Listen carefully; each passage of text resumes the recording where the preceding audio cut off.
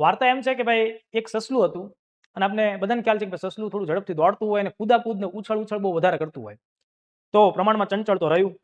આ સસલું એક દિવસ એક કાચબાને ભાળી ગયું અને કાચબાને જઈને કે હાલ ભાઈ આપણે બંને છે ને દોડવાની હરીફાઈ લગાડી.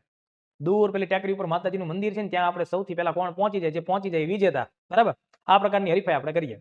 હવે કાચબો કે તું રહેવા દે, તું સાનું માનું જે કરતું હોય કર, તને ખબર છે કે હું તારી જેટલું સ્પીડમાં દોડી શકું એમ નહીં, એટલે ખોટું મારી સામે ઉછળવાનું રહેવા દે, તું જીતી ગયો ભાઈ, જા.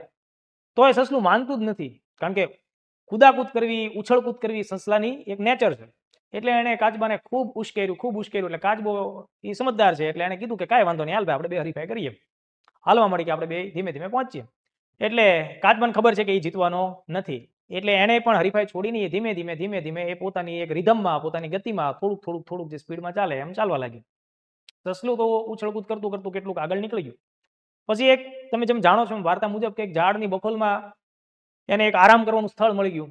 એટલે સસલાએ એવું વિચાર્યું કે કાચબો તો હજી ધીમો ચાલે છે, ક્યારેય આવશે, હું થોડી વાર આરામ કરી લઉં.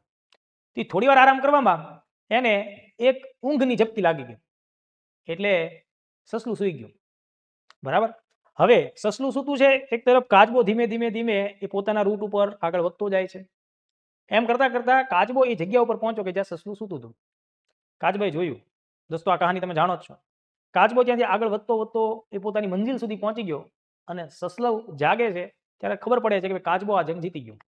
તો વાર્તા તમે એવી જે સાંભળી છે ને, એનો મિનિંગ એવો છે કે ભાઈ સસલું આળસ કર્યું એટલે એ હારી ગયું. પણ હકીકતમાં એ છે દોસ્તો કે સસલામાં આળસ તો હતી જ, પણ કાચબો છે ને એ બહુ ધીર ગંભીર માણસ હતો.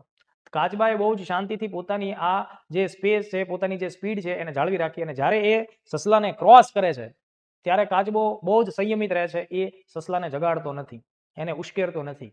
બરાબર, એ શાંતિથી ત્યાંથી પસાર થાય છે. એટલે આ તમારી તૈયારીમાં તમે માત્ર તમારી પોતાની તૈયારી ઉપર જ જેટલું ફોકસ કરશો, તો આવા ઉછળકૂદ કરતા જે સસલાઓ હશે એનાથી તમે આરામથી આગળ નીકળી જશો. એટલે આ કહાની તમે નાનપણથી સાંભળતા આવ્યા છો, પણ ક્લાઇમેક્સ મેં તમને સમજાવ્યો એ મુજબનો છે. આનો ક્લાઇમેક્સ એવું કહે છે કે ભાઈ સસલું જે છે એ હાર્યું છે પોતાની આળસને લીધે એમ નહીં, પણ કાચબાની પોતાની ચતુરાઈને લીધે. કાચબાનું મૌન છે એ જ એને જીતનું કારણ બને છે. એટલે તમારી તૈયારીમાં તમારી આસપાસમાં ઘણા બધા ઉછળકૂદ કરતા લોકો હશે, પણ તમે કાચબાની ગતિએ ધીમે ધીમે આગળ વધશો ને તો તમે આરામથી પહોંચી જશો, અને આવા ઉછળકૂદ કરતા સસલાઓ કંઈક ને કંઈક ભૂલ ખાઈ જશે.